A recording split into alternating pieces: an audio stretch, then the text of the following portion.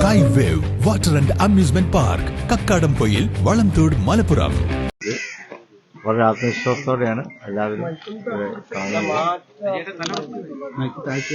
U D എഫിന്റെ അഭൂതപൂർവമായിട്ടുള്ളൊരു വിജയം.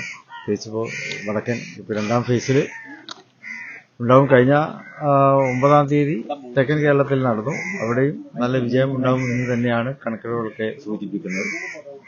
ഇങ്ങോട്ട് വടക്കോട്ടേക്കും നല്ല പോളിംഗ് ആയിരിക്കും ഉണ്ടാവുക. യു ഡി എഫ് വളരെ ആത്മവിശ്വാസത്തിലാണ്. ഭരണവിരുദ്ധ വികാരം അത്രമാത്രം അലയടിക്കുന്നുണ്ട്. അതിനെതിരെ എന്നതുപോലത്തെ വികസനത്തിനും നേട്ടങ്ങൾക്കൊക്കെ വേണ്ടി അവരവരുടെ പഞ്ചായത്തുകളെ, അതിന് പറ്റിയ ഭരണസമിതികളെ നിയോഗിക്കണം എന്ന് ജനങ്ങൾക്കൊക്കെ നല്ല ആഗ്രഹമുണ്ട്.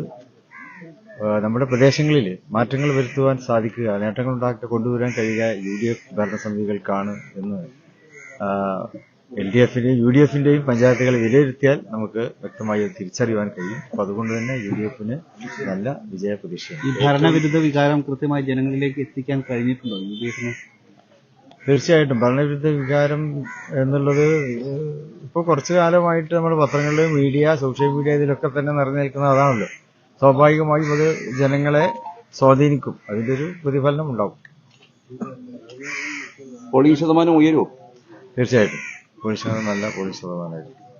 എല്ലാവരും കാത്തിരിക്കുകയാണ് അവരുടെ അഭിപ്രായങ്ങൾ രേഖപ്പെടുത്താൻ വേണ്ടി. തെക്കൻ കേരളത്തിൽ എറണാകുളത്ത് ഉൾപ്പെടെയാണ് ഏറ്റവും അധികം പോളിംഗ് രേഖപ്പെടുത്തിയിട്ടുള്ളത്. എറണാകുളം യു ഡി എഫിന്റെ ഒരു ശക്തി കേന്ദ്രം കൂടിയാണ്. സ്വാഭാവികമായിട്ട് യു ഡി എഫിന് അനുകൂലമായിട്ടൊരു സാഹചര്യമെന്നാണ് വിലയിരുത്തുന്നത്.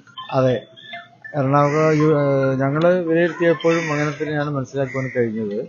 നേരത്തെ യു ഡി എഫിന് സ്വാധീനമുള്ള മേഖലകളിൽ അതിൽ നല്ല പോളിംഗ് നടന്നിട്ടുണ്ട്.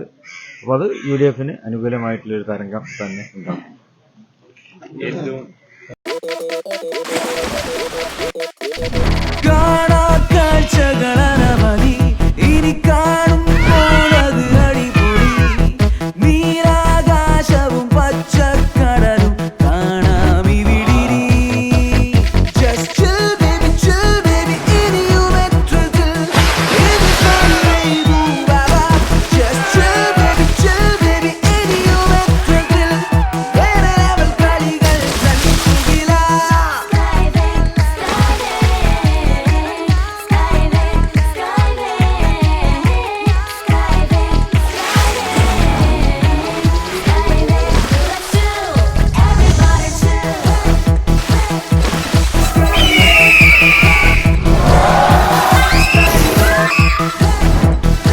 അതിരില്ലാത്ത ആഘോഷം, അളവില്ലാത്ത ആനന്ദം.